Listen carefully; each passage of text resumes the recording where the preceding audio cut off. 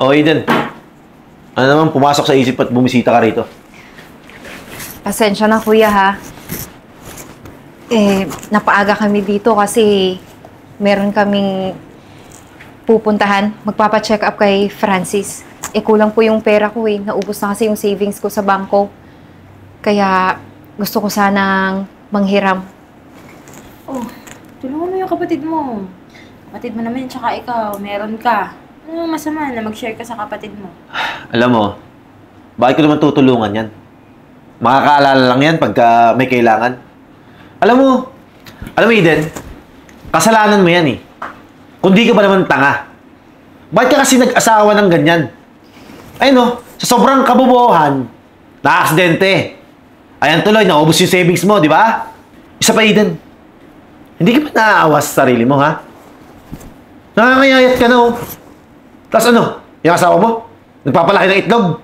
Aasa sa'yo? Sorry, Eden, pero di kita tutulungan. Bakit naman kita tutulungan? Kuya, sige na, hindi naman ako humihingi sa'yo ng tulong kung hindi ko talaga kailangan, di ba? Ngayon, talagang gipit na gipit ako eh. Alam mo, Eden, wala akong magagawa. Sa sobrang katangahan mo, hindi ka nag-iisip. Kaya dapat lang sa'yo yan. Alam mo, bukas yung pinto. Ayokong nai-stress eh. May paggagamitan ako ng pera. Kuya, babayaran ko naman. Kahit lagyan mo ng interest. Paano mo ako mababayaran, ha? Lumpo nga yung asawa mo. Kung ayaw mo, ako na lang. Hindi!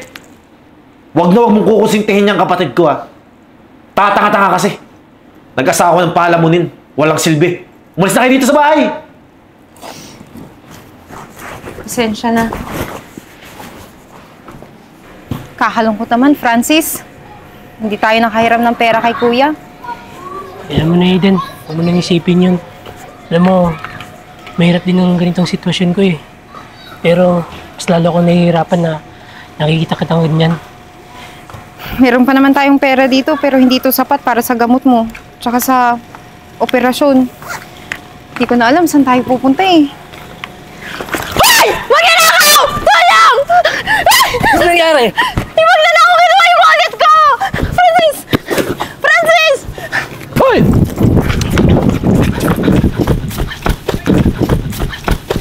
Tarantado ka, ha? Laki-laki ng katawan mo. Hindi ka magtrabaho ng maayos. Ano? Ha?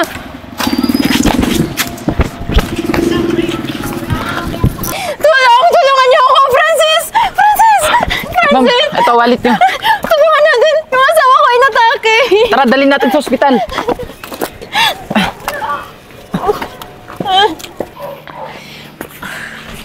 Dok, kamusta na po yung asawa ko? Ma'am, okay naman na po yung asawa mo. Buti nadala niyo po agad dito. Salamat naman po. Kaso nga lang, Dok, may problema ako eh. Hindi ko kayang tustusan yung mga bills dito para sa pagpapagamot sa kanya. Ay, ma'am, actually, bayad na po yung mga bills niya. Wala na po kayong iisipin na problema. So, paano, ma'am? Mauna na muna ako. Asikasuhin ko pa yung ibang pasyente, ha? Sige po. Sino nagbayad? Francis, narinig mo ba yun, yung sabi ng doktor? May tumulong sa atin. Binayaran niya lahat ng mga bayarin dito sa pagpapagamot mo, pati na rin sa operasyon mo. Ang swerte natin, no? Sana naman makilala ko siya at makapagpasalamat. Mrs., kumusta na po yung kalagayan ng asawa niyo? Sabi ng doktor, medyo okay na siya. At may tumulong pala sa asawa ko na mapagamot. Kaya malaking pasasalamat ko. Sana kilala ko siya. Actually, ako yung nagbayad ng hospital bill niyo dito. Sigurado po ba kayo? Napakalaking halaga po nun. Paano nangyari yun? Paano maubos mo yung savings namin? Ano? Sige po. Salamat. Thank you. Masabay.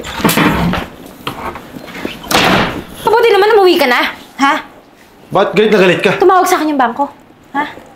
Wala na tayong savings. Nangutang ka pa, nag-loan ka pa. Anong ginagawa mo sa pera natin? Akala ko kasi mananalo ako sa sugal eh. Gusto ko lang naman bumawi eh. Sabi naman, pagsusugal na naman na yan! Yung kapatid mo na kailangan ng tulong, hindi mo matulungan. Tapos yung sugal na inatupag mo? O bakit? Pera naman natin yan eh. At saka tulungan yun. Yun yung pinili niyang buhay eh. Pagod na ako sa ugali mo. Pati dyan sa sugal mo! Mabuti pa, maghiwalay na tayo at lumayas ka dito sa pamamahay ko! O, teka lang. May karapatan na sa pamamahay na to ah. Ah, ganun. Bakit? Dahil mag-asawa tayo? Bukas sa bukas sa asikasuhin ko ang almet natin. Mamuhay ka mag-isa. Huwag po kayong mag-alala. Babayaran ko kayo kapag may naipon ako na pera. Ano ka ba? Hindi mo na kailangan bayaran yung binayad ko sa hospital bill niyo. Tulong ko na yun sa inyo. Pero bakit niyo po kami tinulungan?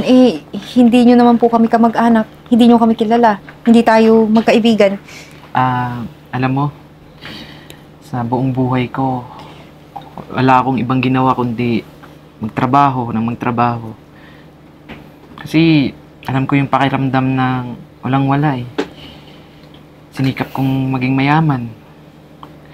Pero na-realize ko, hindi rin pala talaga sapat yung pera para maging masaya. Meron akong sakit na cancer. Kaya alam ko yung pakiramdam na walang ibang mahinga ng tulong. Kahit nga yung mga kamag-anak ko nung nalaman na may sakit ako, hindi rin ako tinulungan. Kaya eto, bumabawi ako sa ibang tao. Bakit hindi niyo na lang po ipagamot po sa sakit niyo? Baka may chance pa. Nako, hindi ko alam kung may chance pa na gumaling ako. Ano ka ba? Huwag ka mawala ng pag-asa. Maniwala ka, manalig ka na gagaling ka pa. Tignan mo kami, ng asawa ko.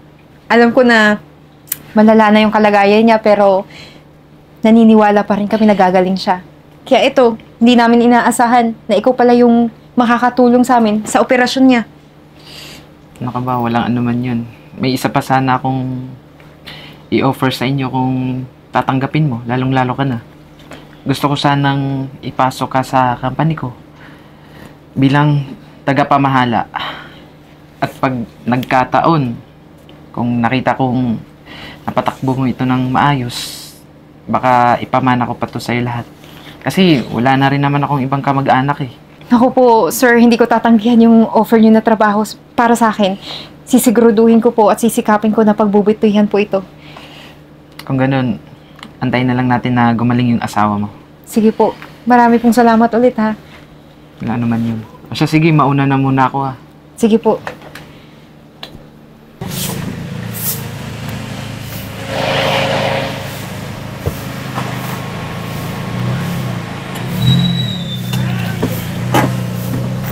Ayos ah.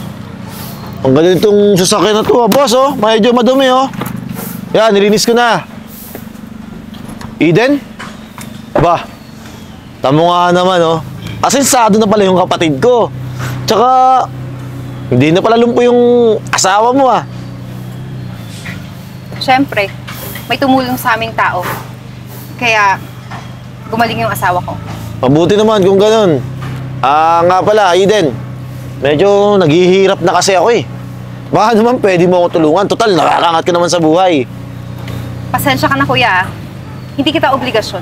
Naalala mo ba, yung panahong humingi kami ng tulong sa'yo? Tinaboy mo kami na parang aso. At hindi namin kasalanan na naging ganyan yung buhay mo. Ikaw ang pumili niyan. Teka lang, kung makapagsalita ka, akala mo kung sino ka. Kapatid mo ako ah. Tsaka, yumaman na kayo, umabang na kayo. Ito. Ano to? 1,000? Ano mabibili ko dito? Parang di ka kapatid ah. Mabuti nga tinulungan ka pa eh. Tulong to? Kapatid mo kayo din ah. Mabuti nga binigyan ka eh. Dati bakit ba? Nagbigay ka ba? Kahit piso? Alam mo, matagal na panahon na yun eh. Napakayabang yung dalawa. Eto, ha? Tulong? Ano ako, pulube?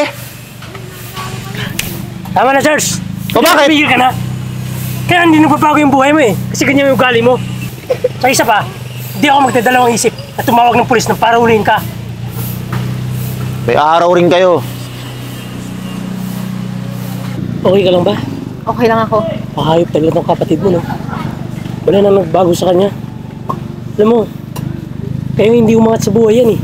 Kasi di ko na yung pre yung ugali. Hayaan mo na. At least ngayon, nakikita na natin na kinarma siya.